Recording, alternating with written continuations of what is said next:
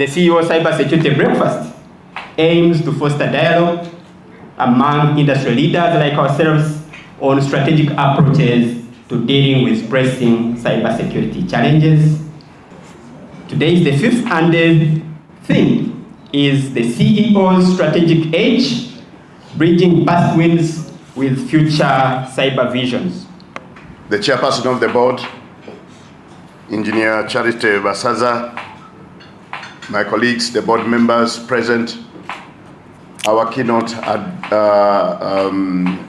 speaker, Madam Audrey, my colleagues, the CEOs of licensed operators, the team from the UCC, the media, ladies and gentlemen, good morning. It's my honor and privilege to welcome you to the 5th Annual CEO Cybersecurity Breakfast for the telecommunications industry. Like the Director of Ceremony said, since 2019, the Commission has hosted this exclusive forum where CEOs of licensed operators gather to address critical cybersecurity challenges, share impactful insights, and develop collaborative strategies. This year's theme, the CEO's Strategic Edge, bridging past wins with future cyber visions, underscores the need for CEOs to integrate insights from past cybersecurity achievements to craft adaptive strategies for tackling evolving security challenges. This theme is does not only position cybersecurity as an essential pillar of strategic leadership, but also as a visionary tool for guiding organizations towards sustained success. Cybersecurity is crucial in today's digital landscape, particularly for the telecommunications sector, as it safeguards vital infrastructure and sensitive data from cyber threats. Robust cybersecurity measures create a secure environment for innovation, foster customer trust, ensure regulatory compliance, and drive the growth of the digital economy. Uganda's rapidly growing digital economy needs a safe and secure cybersecurity ecosystem to support increased connectivity, e-commerce, and mobile money services, among others. According to Cybersecurity Ventures, global cybercrime is projected to cost $10.5 trillion annually in 2025, a significant increase from $3 trillion in 2015. Additionally, a business now falls victim to a ransomware attack every 11 seconds, underscoring the high frequency of cyber threats. The consequences of such attacks are extensive, as cybersecurity-related downtime can cause significant revenue loss and damage to reputation, particularly for operators overseeing critical infrastructure. These figures are not just abstract statistics, they are a wake-up call. CEOs must take the lead in making cybersecurity a core part of their organizational strategy, culture, and operations. It must be embedded into the business DNA to ensure long-term resilience and trust.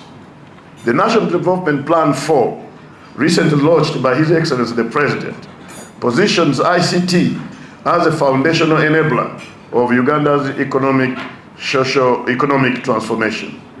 The rapid expansion of digital services ranging from e-government platforms to fintech, e-commerce, and smart infrastructure requires a trusted and secure digital environment.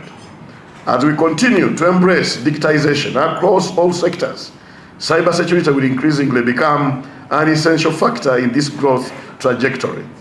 It ensures the resilience of our digital infrastructure, protects users' trust, and underpins the success of all ICT-led development initiatives envisioned in the government's legal and policy framework, including the Digital Transformation Roadmap and the National Development Plan 4. The UCC in its mandate to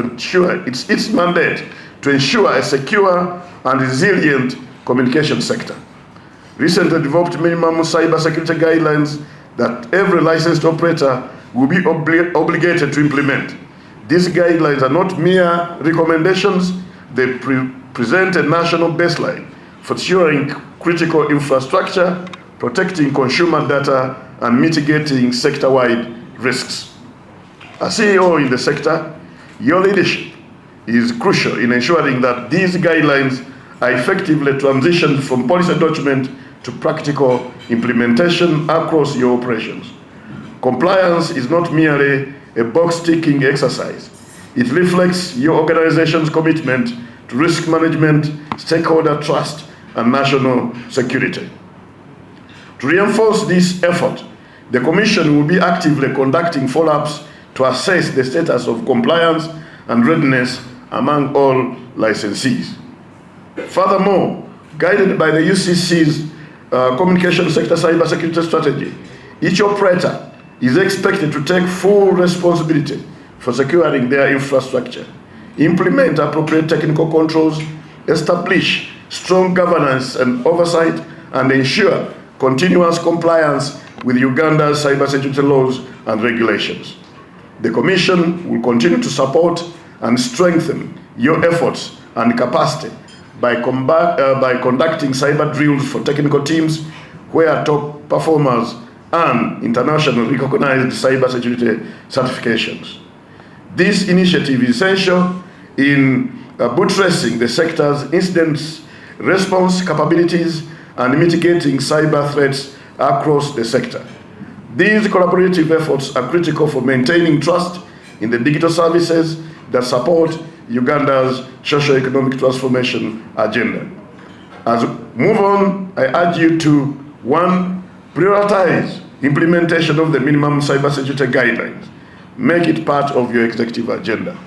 2. Invest in cybersecurity talent and technologies. Build internal resilience through skilling and automation. 3. Collaborate and share intelligence. Work together to counter sector-wide threats. 4. Align with the national cybersecurity vision. Contribute to the realization of a trusted and secure digital Uganda. And 5. Lead by example. Make cybersecurity leadership visible at the board level. As I conclude, allow me to express my appreciation to you for prioritizing cybersecurity at the highest level of your organizations. Cybersecurity is no longer just an IT issue, it has become a business survival issue. Perhaps even more importantly, it has become a national security issue.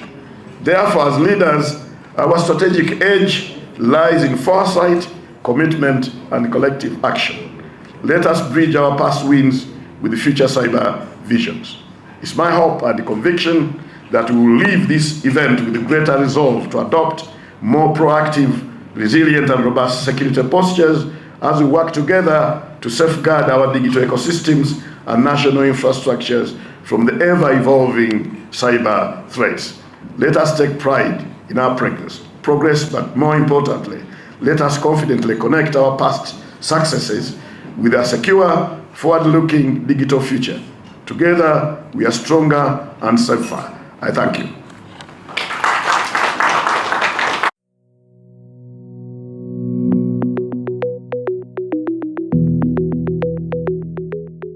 Hello everyone, it's a pleasure to be here. My name is Michael Mukasa. I'm the CEO of Liquid Intelligent Technologies in Uganda. I think it's important to note that from the perspective of cybersecurity, we frequently look outwards for the threats. However, most statistics show that the majority of cyber breaches are within the internal LAN or from internal staff members who gain access to resources or are used to gain access by third parties who are not acting in their good faith. One of the biggest things we emphasize in Liquid and all of our staff undertake is cybersecurity awareness. We have a partnership with several other companies where we do both awareness training and we equip our staff with the knowledge to understand what could be potentially harmful content or communication that they receive. Hello everyone, my name is Sylvia Mlinge and I'm privileged and blessed to be the CEO of MTN Uganda.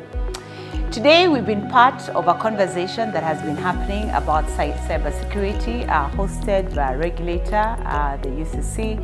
And I think for us as MTN, the way we view cybersecurity is not just about systems and software, it's also about protecting our people and our customers. Our customers, first of all, want to know two things. Is my data safe?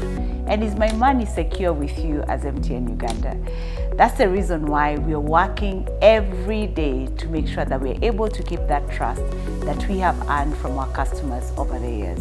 To make sure that we're able to walk this talk, we have invested heavily in building strong cybersecurity foundations as a company.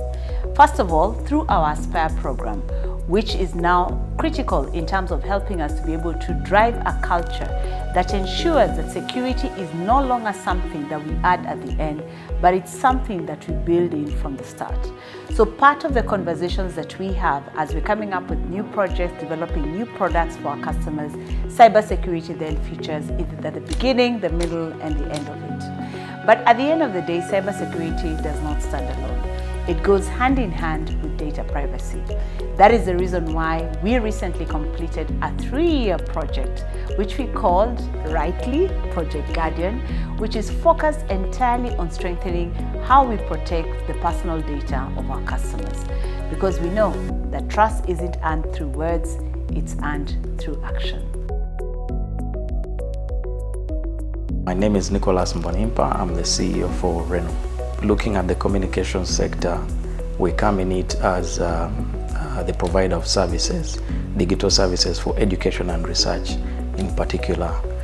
So our journey with cybersecurity in the communications sector started when we started building the network, and we realized immediately that as we connect more and more institutions in the country, we needed to have special attention paid to cybersecurity. So right away in the earlier years, we reached out to UCC as our first place of benchmarking for setting up a cybersecurity team. And we got quite a bit of information at that time, and that helped us to shape up our cybersecurity team. The idea is that the institutions we serve do not have the capacity or did not have any capacity at that time to attend to their cybersecurity needs. So we see the Reno cybersecurity team as the team that takes care of all their cybersecurity issues. So we started from what UCC gave us. We benchmarked with a couple of other cybersecurity teams in the region and internationally, and then we gradually built the team. My name is Joshua Igumblizi. I'm the CEO of Blueprint Communications. Blueprint Communications is an ISP, so it definitely plays a very big role in the telecommunications sector. And obviously the fact that this is the digital era, we are definitely faced with a very big issue in as far as cybersecurity is concerned, because our services that we offer actually help to improve and provide services around to the different customers. However, we also open up the cybersecurity space to our customers. So in terms of the strides we've taken, of course, we've secured our network as Blueprint Communications internally, so it's a very secure network. We've also worked with the Communications Commission from a cybersecurity perspective, where we've installed some gadgets in our network. We also have been having a lot of discussions with our customers around the cybersecurity, creating a lot of awareness, because our customers, it's a mix of customers. Customers in the banking sector, customers in the private sector, government, and all different areas. So it's important that we actually make our customers aware about the threats of cybersecurity, and so we've been able to put a lot of strides, to make a lot of strides in that direction. We provided the solutions to our customers. We have made them aware of the threats that come with the cybersecurity issues. So pretty much that's what we've been able to do.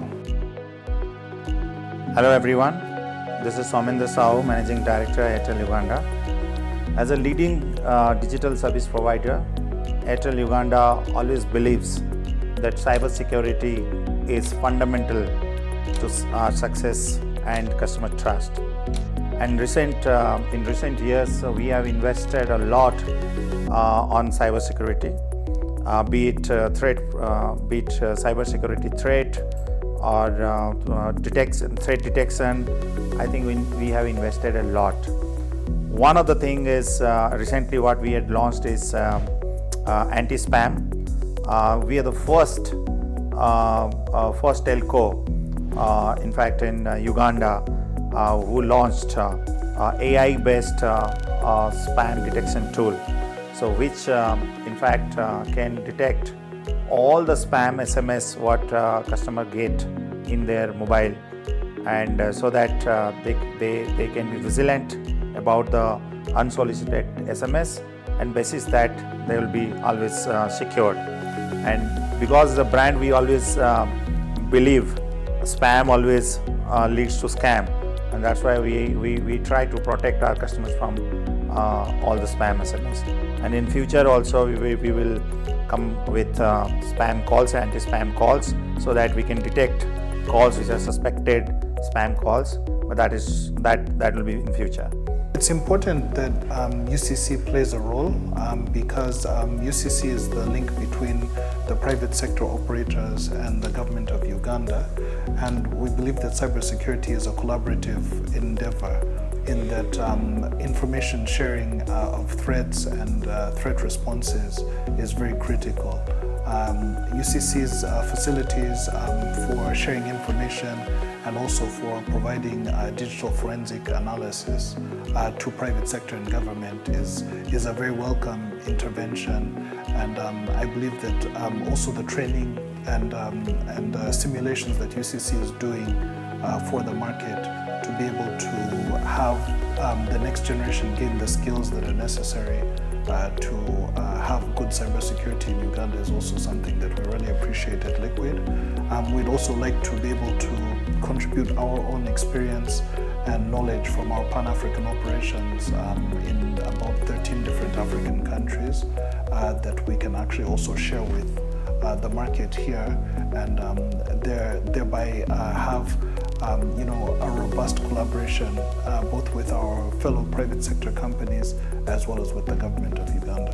While we are proud of our progress, we know that this is a shared responsibility. That is why we want to thank the Uganda Communications Commission for creating the platforms and the environments for us to be able to have these conversations, one of which is the CEO Cybersecurity Breakfast that happened today. It is a platform that brings leaders together to collaborate, to stay ahead of threats and protect the digital future of Uganda.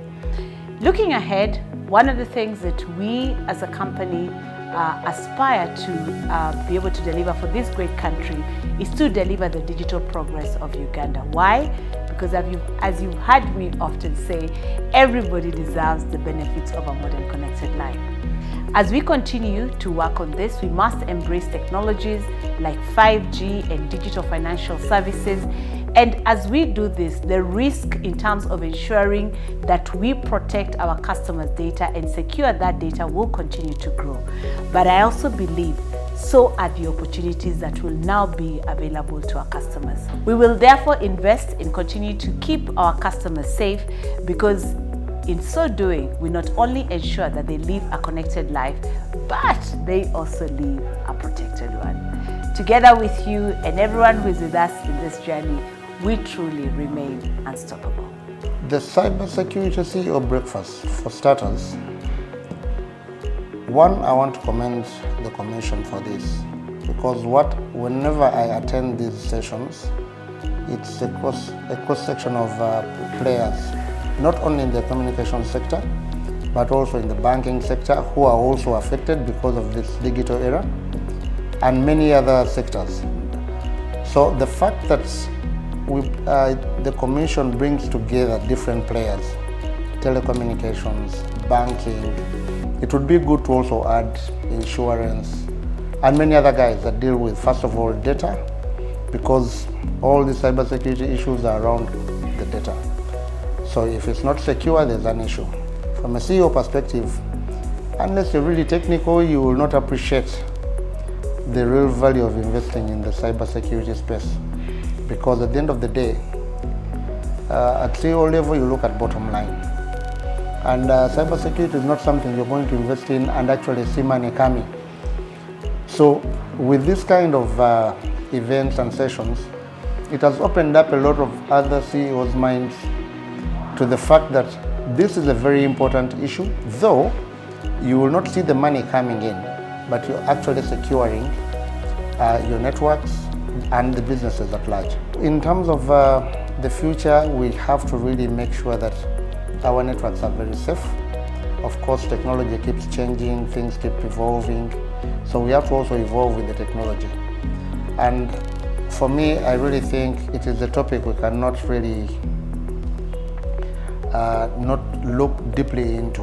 We really have to take it very seriously, from CEO level all the way down to the people that implement these solutions. And it's also very important that they be supported. The CEO breakfast and the engagements between UCC and the CEOs in the sector is very important, and it's one of the good things that UCC has done. First and foremost, if you're to do anything in cybersecurity as an organization, you need buy-in from the top decision makers. So that's at CEO level, and for our case, even the board level. So in UCC having this breakfast and other events organized for the CEOs, it helps to build capacity for the CEOs at that level and to get them to appreciate the importance of championing cybersecurity in their organizations. For our case, we've even gone ahead and we have cybersecurity trainings for the board of directors, because it's important that the top should understand what it means to be heavily invested in cybersecurity. That way, you're able to push it to all the other layers of the organization and the community that you serve. On cybersecurity, we should be more proactive. We should invest, I think, more on AI-driven threat intelligence, and I think we should be investing on zero trust architectures, and that's very important for our sector. And I think more importantly for Uganda, I would suggest we should invest more on local talent, and we should train them and we should enhance their skills so that they can be vigilant, and we can create a solid cybersecurity ecosystem within the country itself. I believe with continued investment and stronger policy alignment and a great collaboration amongst the sectors, I strongly believe Uganda can lead from the front and can be a real benchmark within the Africa in securing digital infrastructure.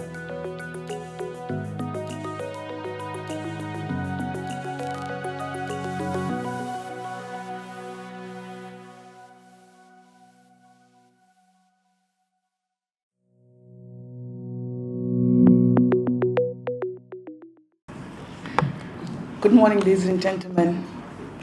I'll stand on protocol already observed by the ED. My name is Audrey Nisimeku. I'm originally from a small kingdom of Eswatini, but I'm now in Accra, Ghana. So the accent might be a bit different. I'll try and slow down. And when I panic, I speak very fast. So you give me a cue each time you think I'm moving too fast.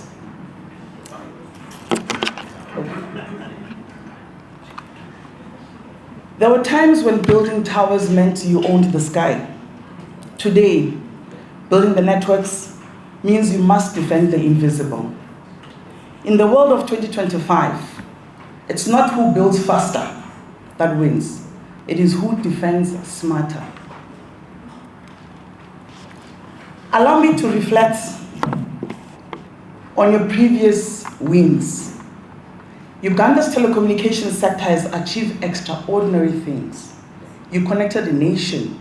You gave voices to millions. You sparked industries that did not exist 20 years ago. CEOs here today have built empires, cell by cell and fiber by fiber. But let us be honest, what got us here today will not take us there.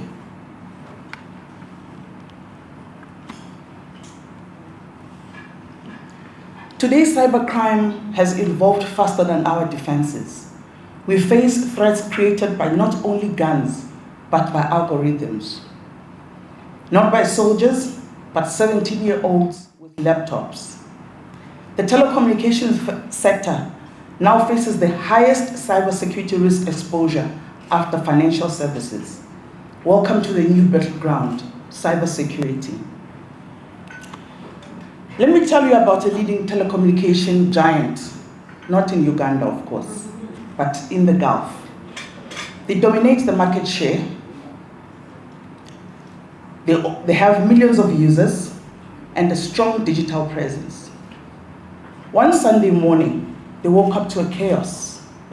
Their mobile app had been cloned and customer wallets emptied.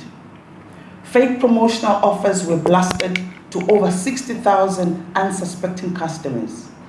Within hours, social media outrage was trending, angry tweets, customer complaints, and panic across digital channels. By the time the internal teams detected the anomaly and scrambled into incident response mode, it was already late. The impact, over 2.5 million gone in fraudulent claims. C-suite executives resigned for personal reasons. Brand trust shattered. It took them 3 painful quarters to rebuild the trust. And let us not forget the long shadow that cast over investor confidence. They were fighting a war they didn't even know had started. But here's a real lesson. This breach wasn't just a technical failure. It was a breakdown in collective defense. Here are the stakeholders. The national said they were not looked in until days, meaning no early detection, no alerts shared across the sectors. Other telcos remain silent in fear of reputational damage, even though attackers had already tested similar tactics on them weeks before. The regulator had mandated digital transformation, but had not insisted on coordinated sector-wide cyber drills or incident reporting protocols. The issue a directive report incidents, but they do not share how those incidents are supposed to be reported, or a template, what needs to be shared, near misses or actual incidents. So our regulators, we need to work on that. The big telco platform owners, where the phishing promos were circulating, took days to respond to takedown requests. This wasn't just an attack on one telco, it was a hit on the entire digital ecosystem. Cybercrime does not knock, it breaks in. And by the time you realize what's happening, the attackers are already 5 steps ahead. The next breach may not make headlines, but it could be yours. The battlefields we have won yesterday were against competitors, but the battlefield ahead of us is against the enemy you will never see. Earlier this morning, the moderator did mention the top 5 threat actors. They are silent, and the damage is devastating, and the reputation cost is unforgiving. From our analysis, Africa's top 5 threat actors are organized criminal groups with cutting-edge hacking tools and skills, where they are providing specialized cybercrime as a service at as little as $5. Financial motivated states who have limited access to global financial systems due to sanctions. They need to raise money to fight the adversaries they are in. Your internal staff, these are the most dangerous ones. Make sure you keep them motivated and well compensated.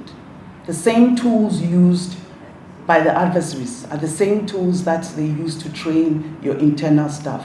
Keep them motivated. It is also important to note that their involvement is not always malicious. There are those that are malicious where there's a disgruntled employee who is not well compensated, who might leak the source code, the credential to actors. And sometimes, because we move them around a lot, cybersecurity is fairly new. Most of us started off as engineers, as network administrators, and we have moved with all the privileges until where we are more like we own the entire network. By the time the credential is leaked, whosoever gets the credential can move around the network and compromise every digital asset. So it is important that we make sure that we keep privileges strictly for the particular role the individual is in. Another unintentional attack is high staff turnover, leaving behind unskilled and less experienced employees. Ghana is currently experiencing a serious brain drain, where our highly skilled cybersecurity professionals are being recruited to work in Canada, Germany, and the West. I'm sure it is the same for Uganda. I'll be a little bit biased. To fight this one, I would say let us train our own. Let us not be scared to also look into the informal sector. When you look at adverts recruiting cybersecurity professionals, everyone looks at bringing somebody who has already CISSP, PCs, whatever, all those highly and bells and whistles when it comes to cybersecurity certification, forgetting the informal sector. What we're experiencing in Ghana is recruitment of the youth from the informal sector with little experience or have not even stepped foot in universities. They're being trained and weaponized. Why? Because they are idle and you are unable to employ them. You have the power to change this recruitment process as CEOs. Don't be afraid to recruit and train from the informal sector and pay them well, because the cyber criminals are paying them well. Sometimes it's lack of controls, making it easier for attackers to exploit a compromised account. I used to work for a telco. I'm sure that BlackBerry server is still there because the regulator says as long as there's a customer using the BlackBerry service, do not switch it off. That BlackBerry server could be your entry point for vulnerabilities. So please, work with the regulators and remove all absolute systems. Frontline teams and security operations have seen unusual activities, such as fake text messages, transaction patterns, and did not escalate quickly. Why? Because maybe you have created an environment where it is very difficult for our staff to actually even communicate when they've made a mistake, even afraid to report to the regulator when something has gone wrong in fear of penalties. Where the information in cybersecurity teams has seen and stumbled upon, it is very important to create an environment where they'll be able to share insights in a less intimidating environment. When a breach happens, your name will definitely be associated with it. It is up to you whether you want it to be associated with a failure or a comeback. So my question to you is, what are you doing to ensure that when that incident happens, you bounce back?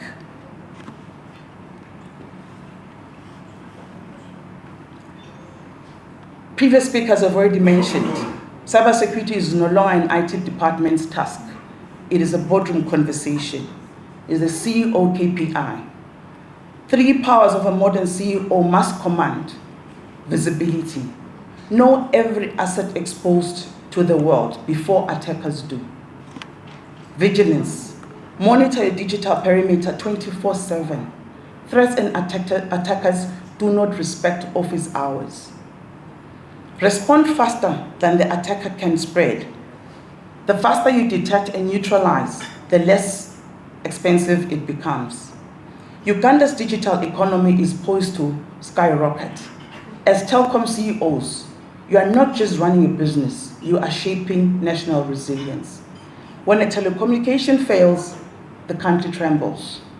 When the economy leads, the nation rises.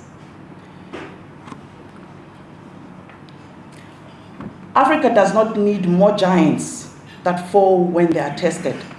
Africa needs giants who see the storm before the first rain drops. As leaders, it is your job to protect the future, but it is also your job to create a future that your competitors can only dream of. Starting today, own cybersecurity, own trust, build the next chapter of Uganda's digital future. Cybersecurity is your growth strategy. It is your legacy. Every second you delay in cybersecurity decisions, you are outsourcing your brand's future to hackers. Allow me to introduce the Forum of Incident Response and Security Teams. It was founded in 1990. Some of you who follow cybersecurity will know what happened just before 1990. We enable incident responders across the globe to engage as peers, to share their understanding of challenges. We also develop technologies and standards. One standard that we've developed is what we call the TLP, Traffic Light Protocol, where we use normal traffic lights, where we have red, amber, and green. So when we share information, we normally brand it. This one is TLP red, which means this is just between me and you. Or TLP amber, this is between my organization and yours. Or TLP green, where you can share with your constituency as well. And clear, where we can share with the entire public. That was put together by FIRST. Our mission is to bring together incident responders from all across the globe. Currently, we have about 808 teams in 113 countries. You can see that the color coding is not the same. Africa, we are still behind. Look at the color green as well. In Africa, some is bold compared to others. Uganda, we only have one team member, which is under UCC. We have over 33 teams from 20 countries out of the 54 African countries. We have 12 telecommunications sector sets, and none are from Africa. So I urge you to look into joining the Forum of Incident Response Teams, where your teams will be able to get access and support from all across the globe. Hopefully, after today, I'll be seeing most of you engaging with CERT-UG and trying to access all the services that we provide as FIRST.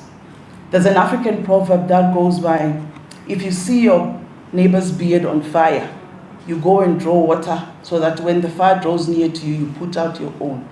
That is old. In today's times, when you see your neighbor's beard on fire, you draw water and you assist him put out the fire.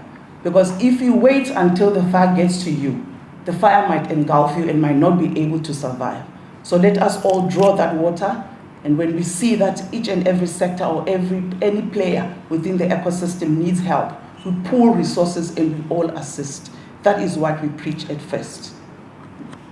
Collaboration is not an option anymore. It's a survival. Back to our incident in the Gulf.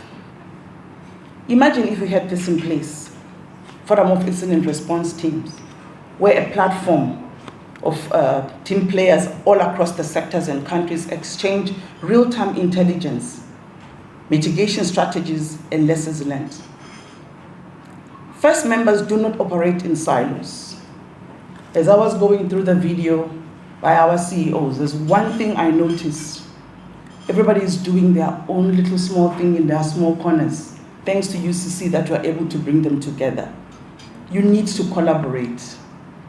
Don't be afraid to pull resources together instead of sending those individual text messages to their customers to see that Madam Sylvia at MTN is working hard.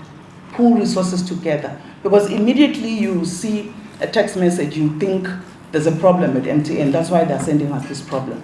But if you send those messages, you work together, you engage in national campaigns, it will not be seen as your entities having problems, but rather you'll be seen as working together to fight the common adversaries. Today's threat landscape has become very isolated. and the real vulnerabilities out there can cripple us if we do not work together.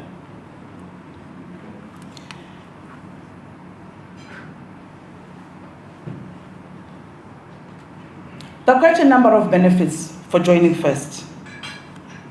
One thing I can tell you for sure is when you join this reputable industry, you have access to the directory of all 808 countries and teams.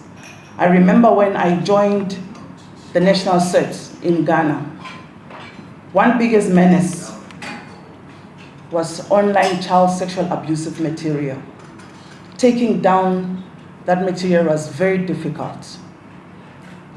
Even the telcos, the local telcos, it was difficult to explain to them the impact it has. Children were double victims because one, they can't talk to their parents about it. What were you doing? Why are your pictures and videos out there? Why did you record them in the first place? They can't even go to the local law enforcement to communicate their challenges because they'll be seen and be judged. So joining the government and being part of the national CERT, with my telco experience, I was able to assist them and advise them. Let us come up with a short code that the children could use to reach out to us, to talk to us. The same short code will be used by parents. I know when you look at the toll-free numbers, some long number which nobody can even remember, come up with a short code, universal, that whosoever calls is able to get help and advice. Parents as well. Unfortunately for us, we are into this era whereby nobody has even trained us as parents on how to coach our children to be safe online. We're all introduced to the cyberspace at the same time. We do not have the experience. Unlike in traditional crime, where we knew that you don't come home after 7, because after 7, things happen. But in this era, we're all thrown in at the same time, and we're supposed to learn together with our children.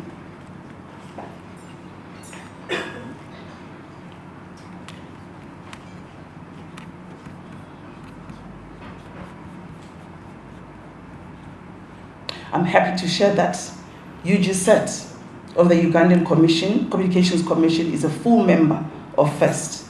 But this is not enough.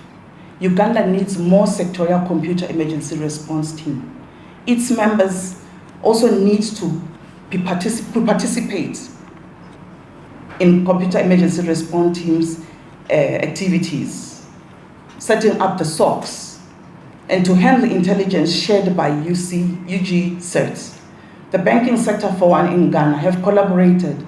We've put aside competition where we have what we call the FICSOC, where all logs from the banks, most one sensitive area, are being pulled together, industry-led, not by the regulator, but industry-led. The regulator then came over, the Bank of Ghana came over to oversee everything, but this was an industry-led initiative where logs are being pulled from sensitive servers, being monitored in one environment, where we have representatives from the individual banks who are watching out and looking out for their own infrastructure. By doing so, they're able to work together, build the trust, because once you see the face and you know who's behind the name, you are able to trust better, which is one thing we push for at FIRST. So we normally even organized yearly conferences where not only do we want to be sharing emails, you want to know who is behind the email. By seeing who is behind the email, you get to trust the person. And when you see that a friend is in need and you know the person, it is much easier and quicker for you to assist when they need your help. Another thing I would want to throw at you is you need to take advantage of resource pooling. Resource pooling is not just efficient, it is strategic. By coming together and investing on shared early warning threat intelligence solutions, such as digital risk protection platforms that monitors and detects and responds to cybersecurity threats across the space, deep web, you significantly reduce costs by boosting resilience. Individually, these tools can have very high cost and still don't provide full coverage. And let this be clear. This is only one piece of what needs to be true, what you need to truly safeguard your digital assets. By collaborating with UGCET and engaging in cost sharing, your organization can gain access to powerful license models that only allows each entity to maintain its own environment, a capability only UGCET is authorized to extend to its members. So the question is, why should we collaborate? It's no longer a matter of why should we collaborate, rather it is why aren't we already collaborating?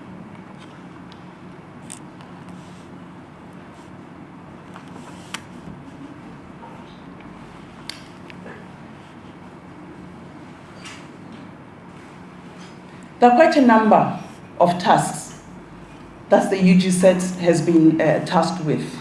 They can't work alone. A number of speakers have spoken early. We have spoken earlier. I'd already mentioned some of the few things. I'd like to stress on a few things. Cybersecurity is critical. You need to play a proactive role in decision making. When the regulator is putting together a policy, be on that table, because it's very difficult to question or to operationalize a very difficult policy once it is issued. Be on that table where those policies are being drafted. Collaborate your efforts. Also strengthen the telco strength by working together and protecting your infrastructure. Ladies and gentlemen, your next competitive advantage isn't 5G speed, it's rather cybersecurity trust. In this room sits the captains of Uganda's digital destiny. And the challenge to you is, don't just build networks, but build fortresses. Own cybersecurity as leadership responsibility. Do not wait for the regulator to come up with industry-driven initiatives. Invest in proactive intelligence, not just share reactive defenses. Build customer trust like it is your next billion-dollar asset, because it is. Play an active role in policymaking and oversight. Report incidents and lessons learned to the UGCET. One of the questions I normally get was, why should we report? Because most cases they don't even know how to solve our problems. If you share and we analyze and we know how these people actually operate, it makes it easier for us to put advices together and assist somebody else who has not experienced the attack. So it is very, very important for you to share your reports, even if it's a near miss, to the UGCET. Also, participate and offer resources. I don't know about Uganda, but the government of Ghana is struggling. You cannot sit back and say the government should lead. Pull your resources together and assist. Participate on national security campaigns. Offer to take them to the remote places where your network reaches, providing resources in terms of human capital where they'll be able to train. I know that the most leading entity right now in Ghana is the financial sector. So is the telecommunications sector, because the same chief information security officers you find in the banks are also in the telecommunications sector. So utilize those resources and offer them to the regulator. I'll also talk about the events we hosted first. We recently had our 35th annual FEST conference in Copenhagen. We had over 1,000 participants from over 103 countries. Africa was well represented, but unfortunately, each one of us had only one representative from our countries. Madam Christine will tell you the number of activities happening. You have 3 happening at a time. So if you can imagine, if you have only one representative attending, which means they are missing out on all the others that are running concurrently. So I would urge you, join UCC and release your staff to join us in these conferences. We also have the upcoming Africa Symposium, where as Africans we need to discuss African issues and give them African names, because you cannot expect somebody from outside to come and understand our mobile money issues. Mobile money is unique to Africa. So we need to speak as Africans discuss our African issues, and come up with African solutions. So we normally utilize the Africa Symposium to do so. It is being co-hosted by Africa Set and the Set Mauritius. We're looking at hosting it September 30th to October 2nd in Mauritius. We also have the 38th Annual First Conference coming up in Denver, June 14 to June 19, 2026. Hopefully, I'll have most of your team members, your CISOs, your incident responders, join us, participate in the trainings. The people who conduct these trainings are the same people who even set the cybersecurity exam. Attended this training as little as $300. But if you were to send one of your individuals to go for the training at SANS, you pay over $3,000 just for the participation, for the training,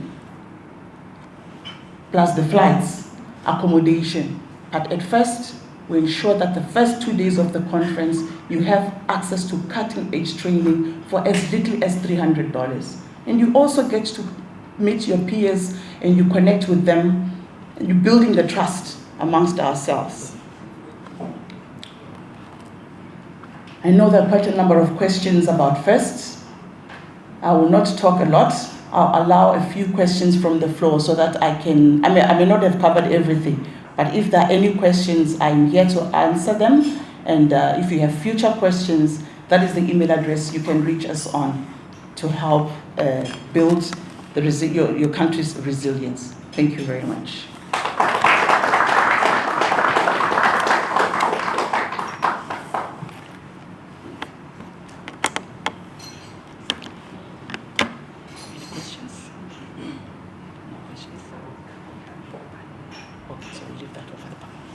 Thank you.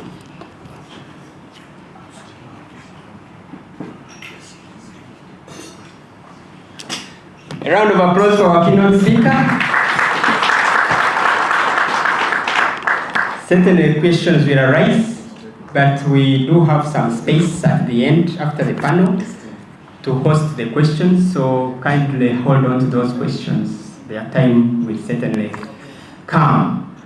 What do I take? My takeaway from the keynote address? Collaboration is survival.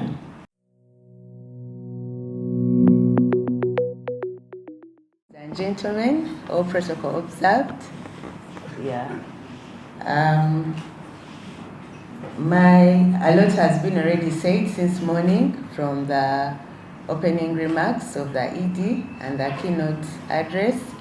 So my presentation is really going to look at where Uganda is, sitting at the global level, looking in, which is very important because as cybersecurity, we are as safe as the interconnectedness that comes globally, yeah, and there is no borders when it comes to that. So, okay.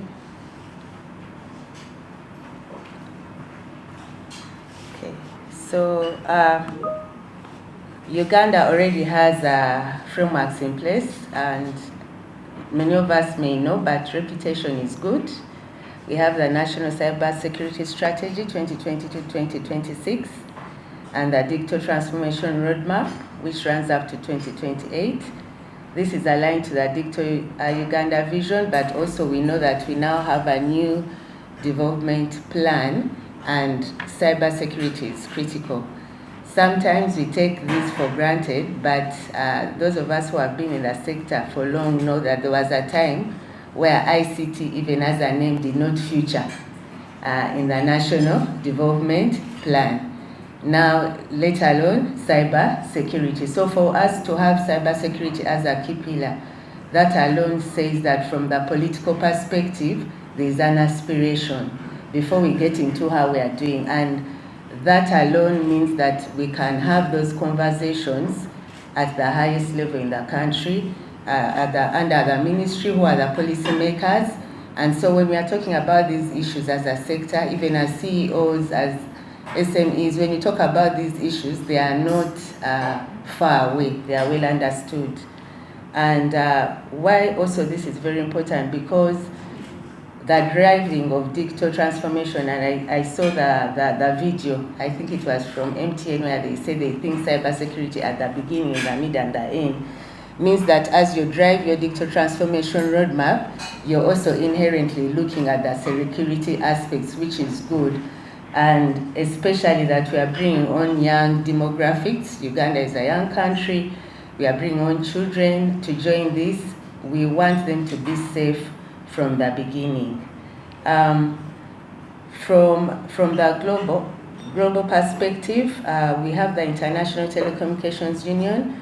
I'm very sure that the people in this room have heard this song sung by UCC, but this is a UN specialized agency that helps to set harmonized standards related to telecommunications. And they do have an index that they run, which was launched in 2015 to see how we are doing in different pillars. And when I go through the pillars, you see that a number of them have been touched on.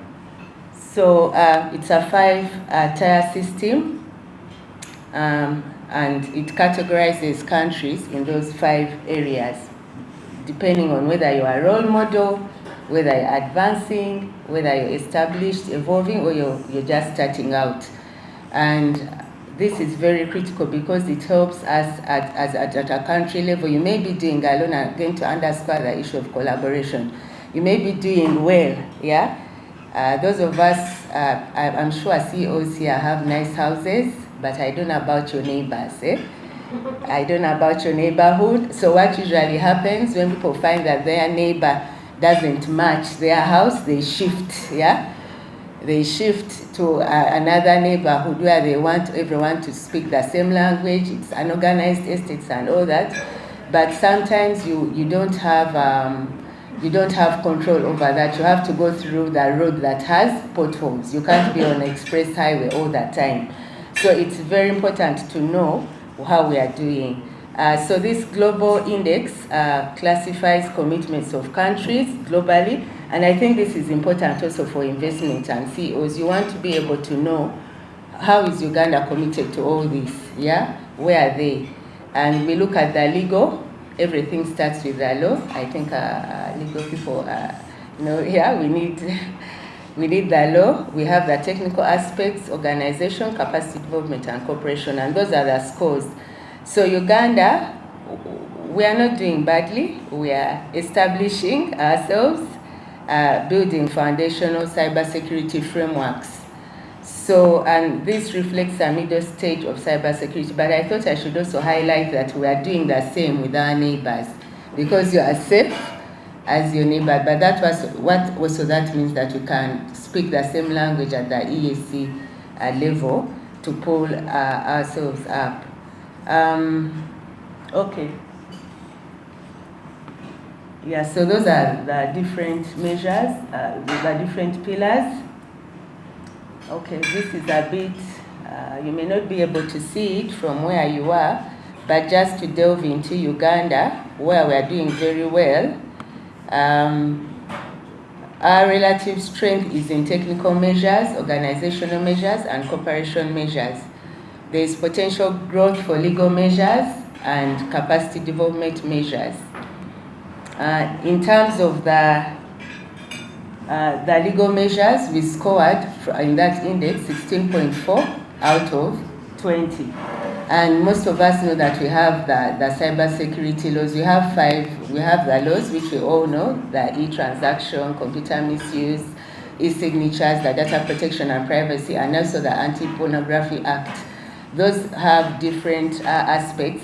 We also know that in the financial sector, there is the National Payment Services Act that also pulls in the security issues. But these laws are very important. But how come we are where we are in that perspective and not doing better? It's the part of it is the implementation of those laws. Uganda is known for having very good legal documents and policy documents, but actually following through those. So a lot of it is implementing it. I know usually when we think about enforcement, it doesn't augur well with people here. You think like you're closing doors, but in cybersecurity, It's more looking at risk control, putting in place controls, risk mitigations to enforce those measures. Like I'm sure all of you have some sign-ins on your phone. I hope your phone is locked, or maybe you have trust, although we are being told to have zero trust, which is anti-Ugandan culture. We are told to trust everyone, but cybersecurity is advocating for zero trust. But so the enforcement is really around that, the policies that you have as organizations, the good initiatives that you have seen and the thoughts in the videos, and the initiatives, how are you looking at them? Also, there are evolving threats for which, and I think we are all aware, that we need to continuously align. In the technical measures, 18.2/20, a part of this is measured based on capabilities that are either at a sector level or the national level. So at the back, feel free to interact with what we have as such, but a number of the ISPs here already have benefited from these services. We have a Dicto Financial Services Security Testing Lab. There is no reason why you should not go to test your app in this lab before you roll it out, and instead want to suffer the stress of a hack in your app, which could have been detected at the time of testing. That resource is there. Feel free to use it as and when you're upgrading your apps and so on and so forth. We have a threat intelligence monitoring, and most of you plug into it.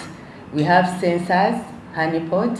I think one of the CEOs did mention that they have allowed the SAT to have these probes, and these ones are able to proactively monitor the age of your networks and see, sort of like how you put honey somewhere and see how many bees are going to come in. So, and of course the dicto forensics after the fact during the investigation. So we encourage you, these are some of the capabilities that are looked at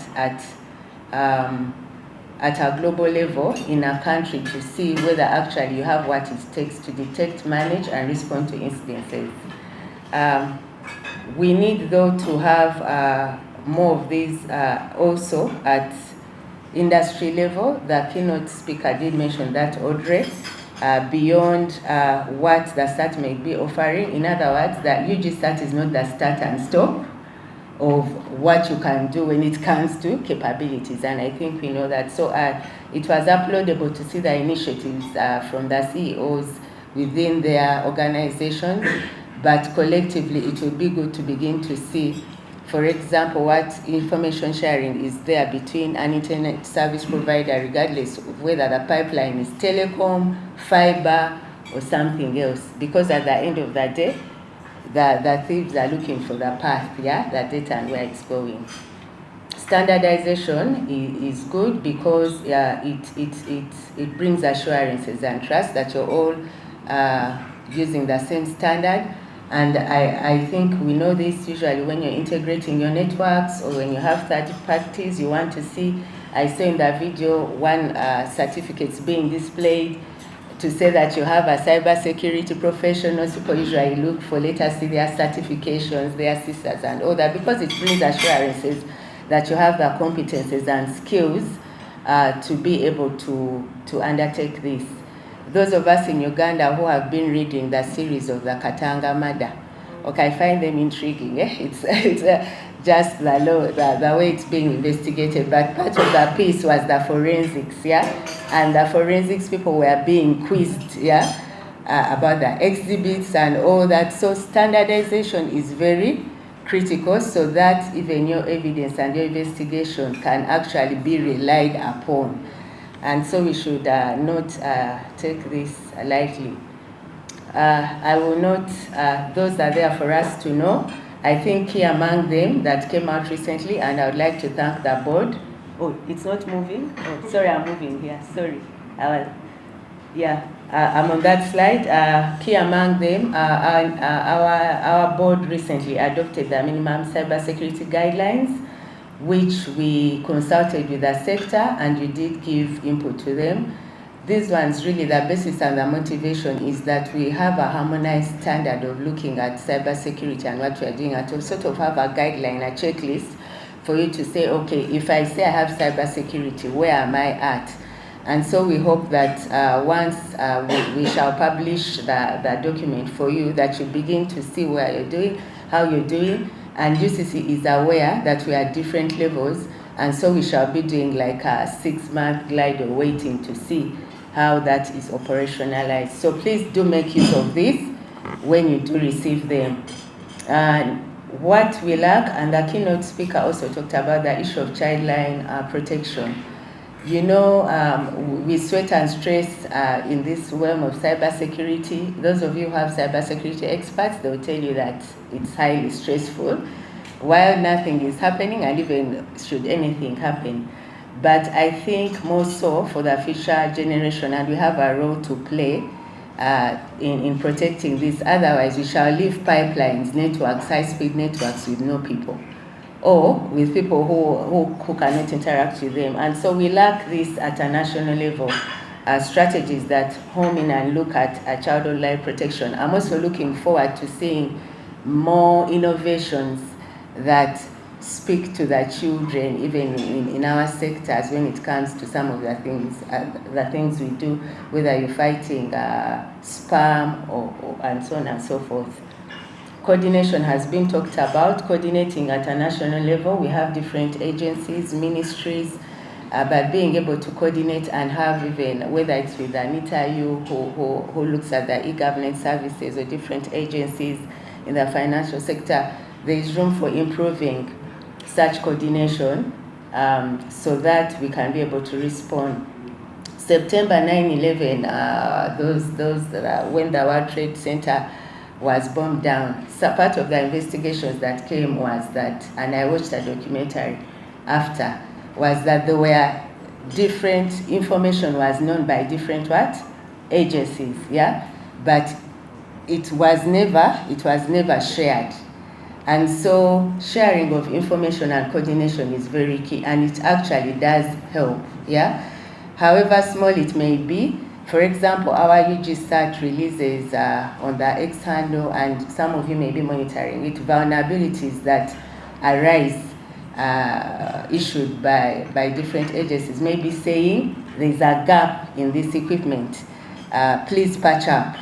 And sometimes you ignore those, thinking that they don't matter. But there have been data breaches reported in even other governments due to, and threat actors are monitoring that and seeing, okay, how long will they take to patch up? And before you know it, they scan your network for that very vulnerability, and then they'll hit you. So organizational measures also speak to coordination. Capacity development, I think this came out very key. Even in the CEO thoughts, they said we need to train locally and at different levels. But I think I want to also throw in training CEOs, yeah, and board members. And I know sometimes we find this a bit, yeah, like, how do you say that as a CEO I need to train, eh? Okay, so I don't know what other word I can use for training that makes it comfortable. But what this is actually saying, that if there's an incident, like you're seated here and you get a red flag, I don't know how the communication goes in your organization. Are you really sure as a CEO how you're going to respond structurally to that incident, that I'm going to call here, I'm going to look here, or you really don't know how that is going to go? And they are actually, just like on an annual basis, we conduct drills, and I thank you for sending, we thank you as UCC for sending your technical staff. They are actually tailor-made such exercises, drills for CEOs, yeah? Just for you to know where are the gaps, for example, in information flow. If, for example, such an incident happens and it takes you 2 hours, yeah? Or even a day, you're really done, for you to know where all these things are. So I encourage us as industry to also start thinking about building capacity or checking your readiness as CEOs to respond, or as board members to respond to instances.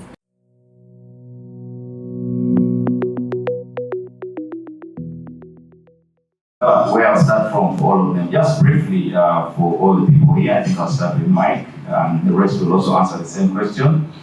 Reflecting on the past 5 years, has your organization made any strategic shifts in cybersecurity to strengthen its overall business strategy? This is very important for us as smaller players. It's also very important for us who use your services to have assurance that you're doing something for us.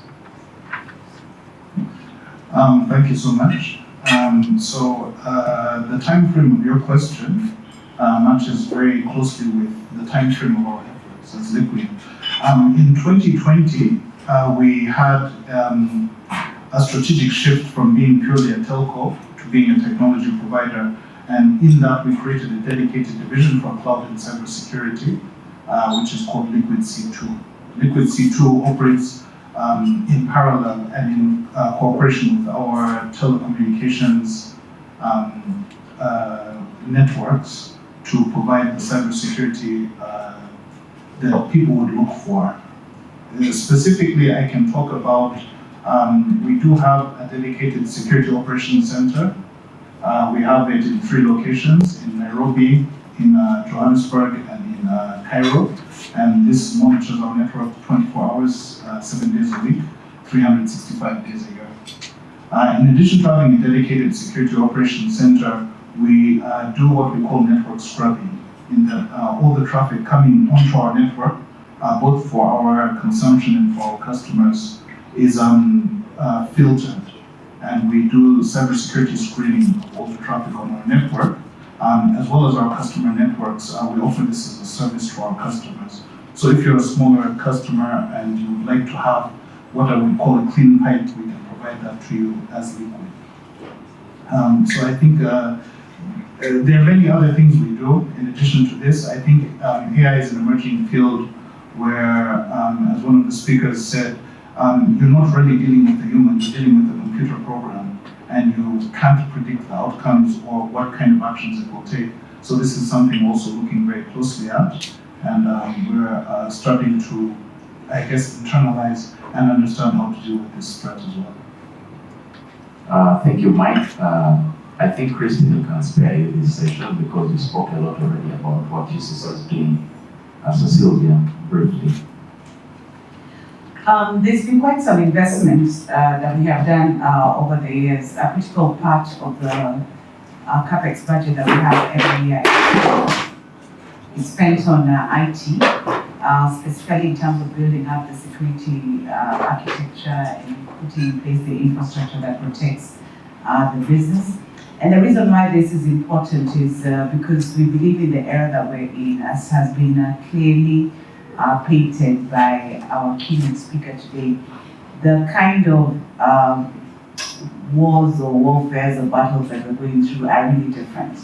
You're not fighting with people who are threatening necessarily your physical security, but the wars that we see even happening across continents, across countries, are very much cybersecurity related. Now, for us, the business that we're in is not only just the business of communications, but even as we expand the territory of the products and services that we offer, we're also now in the business of digital financial services. And there, the key currency that you're trading with is trust. Over and above the convenience that we offer our customers, they must be able to trust that they are safe, that their information is protected, that their money is secure, and therefore it becomes then a critical prerogative of any organization to make sure that we can be able to safeguard and protect that trust that customers have extended to us. So there's a lot that has been done in terms of the physical infrastructure that is required to protect our business, and we have invested in the systems, the firewalls, the right architecture. Over and above that, we have also invested in making sure that we get the right certifications. I think earlier we have been spoken to about the importance of ensuring that we not only adhere to standards but also drive standardization. So we did get the ISO 27001 certification, which was a key step in terms of assuring us that we were putting in place the right steps to make sure that we protect not only the business but also our customers. I think the other thing that has also been important in this journey is that you can have all the right tools, but if you don't have the culture that drives that awareness, then it also then becomes a challenge. So there's a lot of cybersecurity awareness training that is done for our teams, which drives in that culture that is required. I think about 3 weeks ago, We're going through one, and we do them frequently, and it's something that we actually monitor at our level. I am required as the CEO of the business to lead the team in terms of doing those cybersecurity awareness trainings. And we don't compromise on anything that is less than 100% in terms of people participating in this event. So having the tools, having the culture, participating in sessions such as this where we drive a lot of policy making and participate in the conversations that are being driven by the regulator are also important, because as has been rightly pointed out, when we see the fire happening, whether it's happening here locally with one company that's next to us or happening geographically in another continent or something, we know that that fire will soon come, and we better all collaborate together to make sure that we put it out. So it's an evolving ecosystem. We learn new things every day. The attacks are coming from very, very different places. We see a lot of them. People are getting a lot more creative, especially the young ones, as has been called out. But I think as long as we keep these collaborations, keep the conversations going, share information with each other, by and large, I think we'll be able to contain much of this. Thank you. Thank you, Sylvia. Samu. Thank you. First of all, cybersecurity is now an integral part of our business, and I'm talking about Airtel and cybersecurity. We have embedded into our core business strategy. So because it directly influences many things, such as the organization's growth, customer trust, and many other things. So that's why it is the starting point. It is an integral part of our core strategy. The second thing what we do, and in fact in the last 5 years what we have intensified is our leadership and board level engagement. And now cybersecurity has become a leadership agenda. It's no more just a IT agenda or a security agenda. It is a leadership agenda. Our ESCO committee and the board, they're actively involved in taking decisions on cybersecurity, and it is part of our board pack. The third thing is, which I also mentioned in my video, is about innovation and uses of various technologies. I think I spoke about uses of tools like AI, but we also use network intelligence because we have both artificial intelligence and network intelligence. That's the advantage what we have as a telco. And we are also in the form of identifying such sophisticated threats, like for example spam.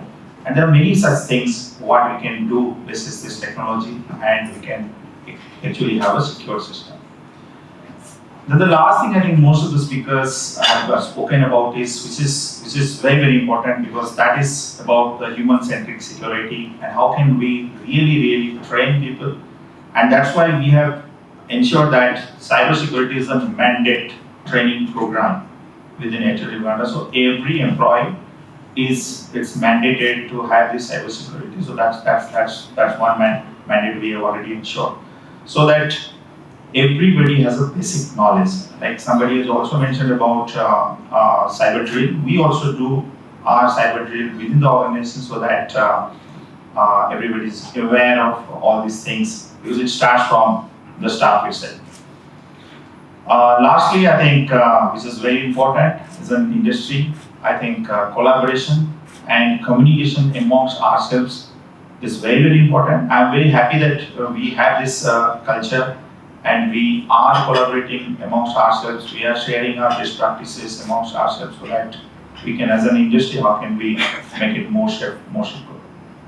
Thank you. Thank you, Sapo, and thank you, the three of you, for getting us started on that. So before I bring in UCC, and like I mentioned, for us as smaller players, this is supposed to be a learning experience. And my hope is that the CEOs in the audience are listening keenly. I'll try to summarize what I can, and in listening to all the three of you, you've emphasized strategy, you've emphasized tools, you've emphasized capacity building, training and awareness, and then you bring in the last aspects of collaboration. And I think we're going to have more questions on that in the sector, and specifically to UCC, because even the ED in his remarks spoke about the same things, collaboration. For me, this forum, like I mentioned in the clip, is very important because UCC is bringing all of us together. However, what I've seen over the years is we come here together as CEOs, and then that's it. So we don't see much collaboration after. Yet as the networks are evolving, we are all agreeing that it helps us to work together. Christine, just before you come in, for the audience, these three individuals, I can assure you that all your traffic, all of the things you're doing online, runs on the networks that are operated by these three individuals. So if you feel that there is a burning question that I might have left out, you are allowed later on, but not now. So let's keep rolling. So Christine, from UCC's perspective, you've talked about what you've done in the 5 years in line with the theme and where you want us to go. But in listening to, I think it was Peter from Rock Telecom, we talked about some of the things that the sector needs from UCC. And in listening to the CEOs here, you realize that maybe it's not more of the tools, but maybe knowledge transfer from the bigger networks, from the smaller networks, because they have invested heavily in the tools. However, how does UCC or the Commission intend to ensure that cybersecurity remains a key priority to all operators in the sector? Because the budgets that these individuals are dealing with are not the budgets that we are dealing with. And that was the same cry that Peter raised. So how do you intend to ensure that it remains a top priority? Thank you very much. I think it's already a top priority, which is good. Listening in from the speakers here and all who attended here. But as UCC, what we have done over the years is to sort of mimic the test and learn approach that came with mobile money. Yeah, where it came on and it wasn't being regulated, we are giving it no objections. Then it was neither here nor there, and finally brought under the ambit of the financial national payments system. So what do I mean by this? In 2019, for example, UCC put in place computer emergency response team regulations, and they stipulate requirements associated with incidents responding. But whereas they have been in place, we recognize that we have different levels and tiers of players. We have SMEs, some of them have only maybe 2 IT people who are also doubling as their security, and they don't have the same muscle. But also as a sector, we recognize that we are still grappling with bigger issues of getting coverage, quality of service, before we even start to kind of drill down and emphasize the priority for this. So using sort of that, being aware of the time scale of where we are as a sector as a whole and as a country. Because cybersecurity requires investment, you have to be also careful not to end up being like a burden to the sector by requiring a certain obligations that require bigger investments, while at the same time pulling in many directions. So requiring them to go and provide services to the last corner of Uganda. They have other reporting requirements and so on and so forth. But we think we have turned that corner. We have really turned that corner, and it's testament to hearing even from the testimonials of the CEOs that they're already doing this in-house. The new authorizations that we have in our licenses require reporting just for us to know what is going on. And as we bring up more guidelines, like the guidelines I mentioned, we'll soon begin to after some time, maybe in a year or so, be able to go out and assess and actually see how are we really doing. So there was a presentation, I believe Peter's presentation was talking about ears on the ground. So I think we are going to move to that phase, the same way we go to find out what is the quality of service, to be able to go and have this conversation and actually see how are we doing and how can we improve, and that can inform initiatives. Speaking to the DDoS that was talked about, yes, that already had been picked by the start. because we see these different threat actors, people like Anonymous Sudan, and so on and so forth. They tend to target events or key issues that are of political importance. So one thing I've also learned that sometimes when you're reading the news and you hear that a certain politician is visiting Uganda, or will soon have a championship, perhaps your cyber alert should also kind of go up. So we are looking with the support of the board and management to also see how we can invest in such tools that can be accessed by other players. Thank you. Thank you, Christine. Peter, I hope you have some assurance now. We are going to get support and tools and knowledge transfer from the big players. You also spoke about the approach of testing and learning, I think, which you've worked on well for other services that came earlier, and then guidelines and reporting, and UCC is supporting heavily on that. So like I mentioned in my clip, for us, we have worked with UCC from the time we started building our cybersecurity team, and they've been very supportive. I know all you cybersecurity team members, and I bring this up because I believe the teams of the smaller players can benefit a lot from that collaboration. You talked about one of the presenters earlier. I think it was from FAST, and she mentioned, I bring that back because of what you mentioned, that we need to pay attention to all the players in the sector. She mentioned that we are not merely running businesses, we are shaping national security. And that is from the perspective of cybersecurity with the infrastructure we operate. So we have to look at ourselves in that perspective. It is not just business. You have a big component. All the players here that are regulated and licensed are a big component of national security from the perspective of cybersecurity. So with that in mind, she also mentioned that we have to pay attention to visibility, vigilance, and velocity.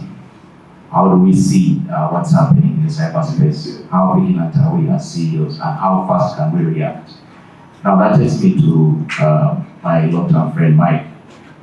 Mike, for you, we might really interact more after this because your network is the closest. Of the three people here, his network is the closest to the network we operate. The other two operate very different animals. So Mike, you serve big, you serve government, you serve SMEs, you serve all of us, but we can still learn from you because of similarity of networks. So what key metrics do you use to refine your cybersecurity posture every year or quarterly, or what should we pay attention to as the other players in terms of metrics? Thank you so much, Mr. Chairman. I'd like to first address what we offer, because like you said, we service different markets, SMEs, enterprise, and also government. And we have different offerings based on what your market positioning is. For SMEs, we primarily focused on subscription-based services. As Peter had mentioned, many organizations don't have the budget to deploy these services as a standalone, so we do offer security as a service to the SME market, also to the corporate market, but in the corporate market we can offer slightly more. We can offer on-premise deployments, as well as what we call cybersecurity fusion centers. This is where we can actually monitor and make recommendations about your cybersecurity posture. We have advanced threat intelligence. We do monitor traffic to our customers and give them notifications on possible threats. Then specific to government, we have our compliance-first architecture. Our solutions are mainly customized towards international and local regulatory frameworks. I'd specifically like to talk about ISO. We're also an ISO certified provider. And secondly, we comply with the data residency in that we have cloud solutions which are hybrid deployed within our data centers that allow you to localize data, which is a key component of cybersecurity. Regarding the metrics, we use a variety of continuous metrics. We do customer segmentation analytics. We also look at threat landscape mapping, service utilization rates. One of the signs of DDoS that was highlighted earlier is a sudden spike in traffic. When you do see sudden spikes in traffic or activity towards a network, this is a sign of a DDoS attack. So these are the kinds of metrics that we use to monitor. We also get regular customer feedback, and we have, I guess, what we call SLAs in terms of our service levels that we monitor.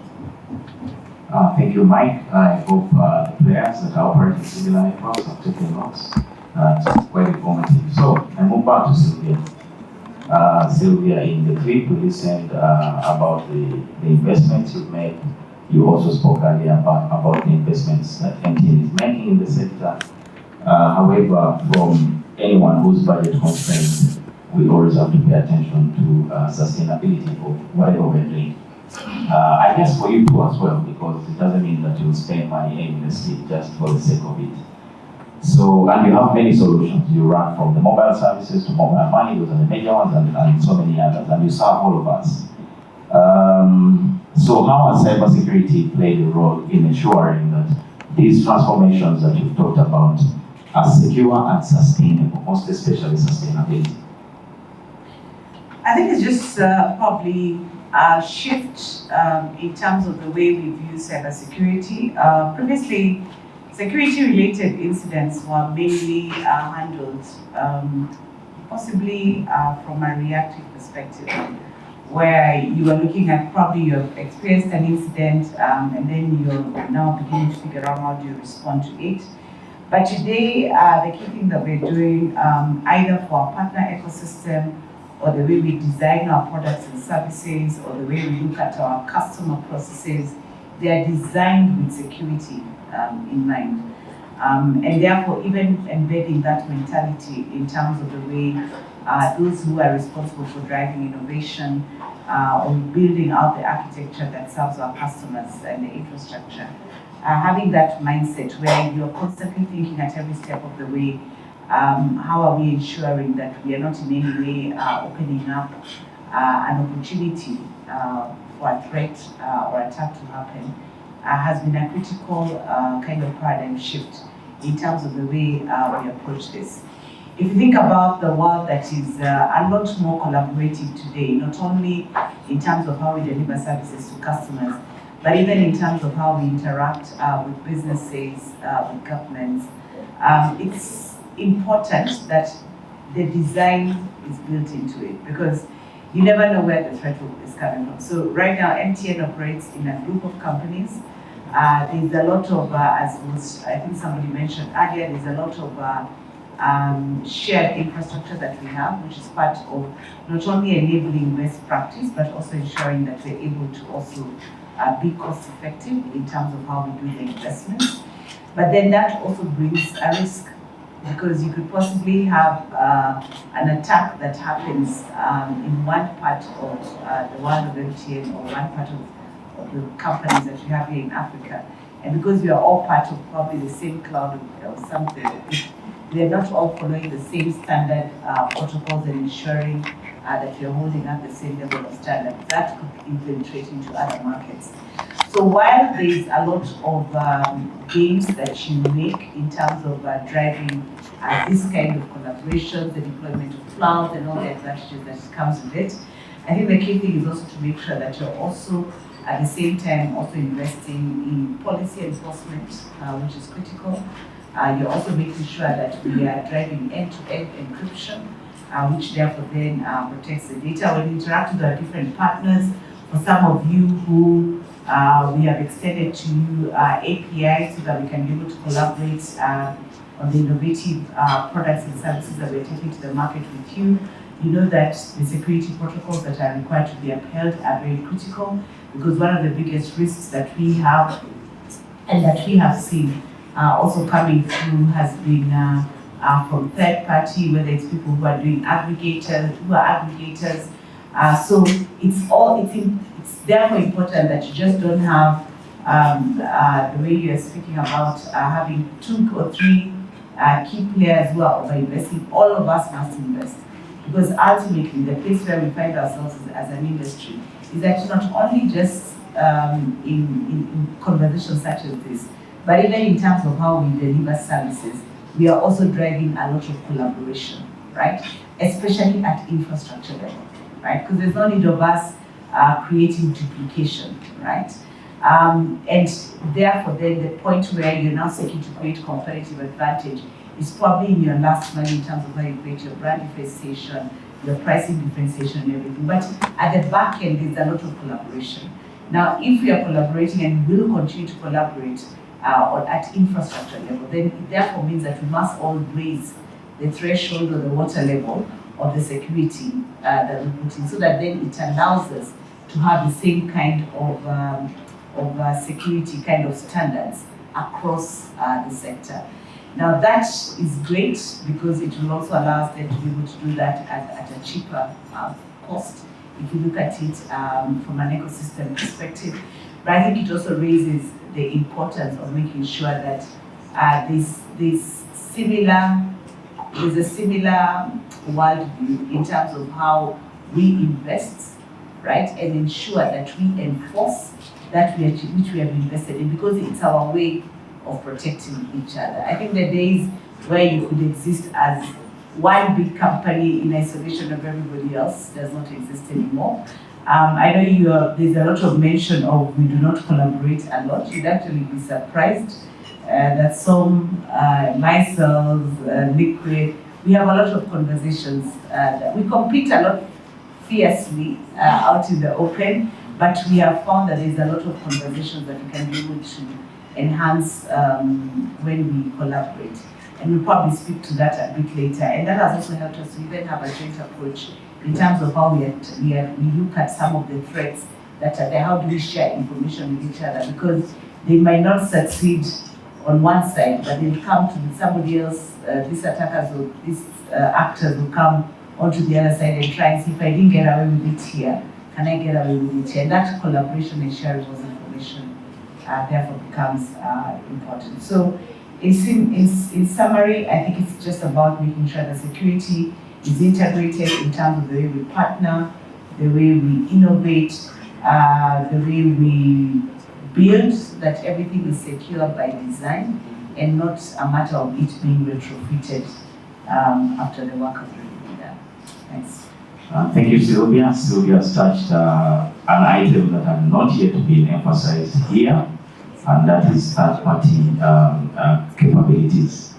Trying to break it down for the audience, third-party capabilities, like what she was explaining, means that you do not look at yourself as an organization alone, but you work with so many other companies, from software providers to suppliers of different things, to the banks, to the mobile telcos.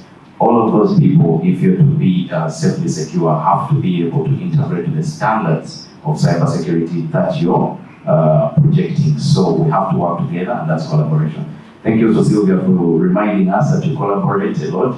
From the consumer perspective, the only collaboration we've been seeing is on prices, but it's good to see that you're collaborating in other aspects. All right, so will you stay with me? It's going to be one last round of questions after we listen to Sahu, and then we shall let you leave. So, Sahu, I bring another aspect to this, and it's leadership. We are here as CEOs, and UCC started this initiative as, for the CEOs to be able to help us appreciate the role of leadership in cybersecurity. And the question is around there. You've expanded a lot. You've talked about your AI infrastructure for cybersecurity. However, how can you advise us as CEOs to get our leadership teams, both from the board and management, to be able to appreciate and adapt to the requirements of cybersecurity and appreciate the opportunities that come from the investments around cybersecurity infrastructure? Yeah. So, like I mentioned, it is integral part. It is embedded with our core strategy. So it is no more additional line item or additional point. It is the part of our day-to-day engagement. It is part of our day-to-day execution strategy. In fact, so I think this is now, at least I can talk about this is a part of our culture now. So it is no more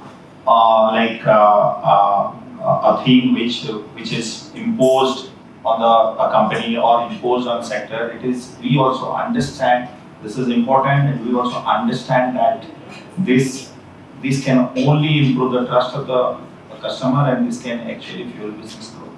So that's why that there is no doubt about that.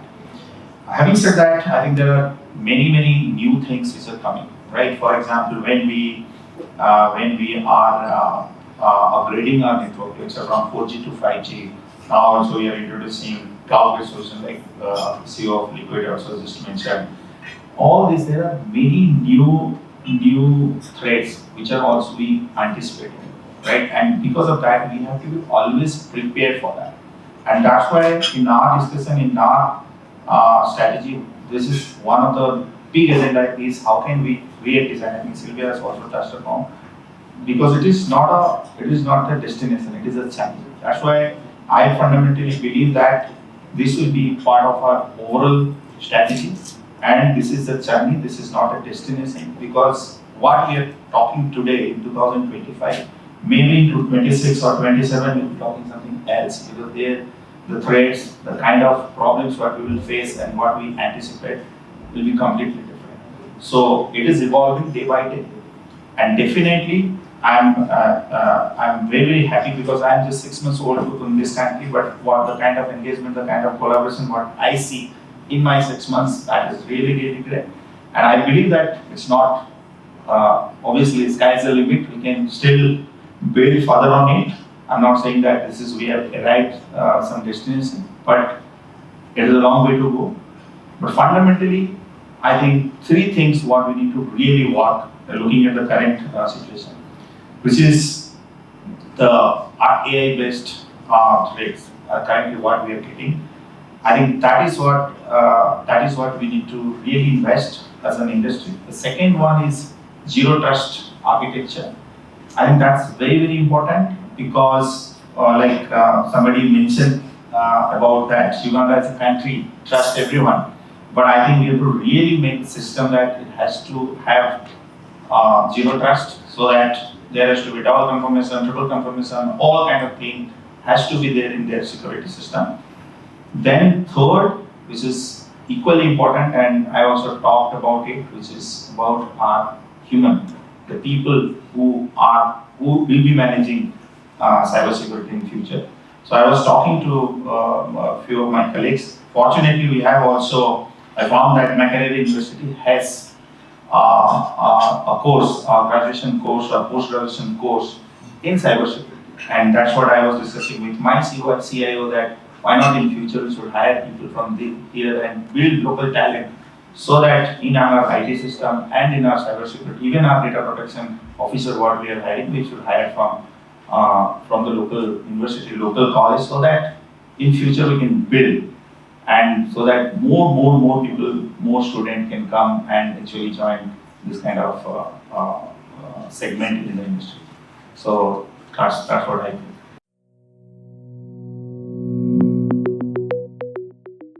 And you also talked about zero trust infrastructure. So in other words, we have to work together, but we should not trust each other until we are at the same level.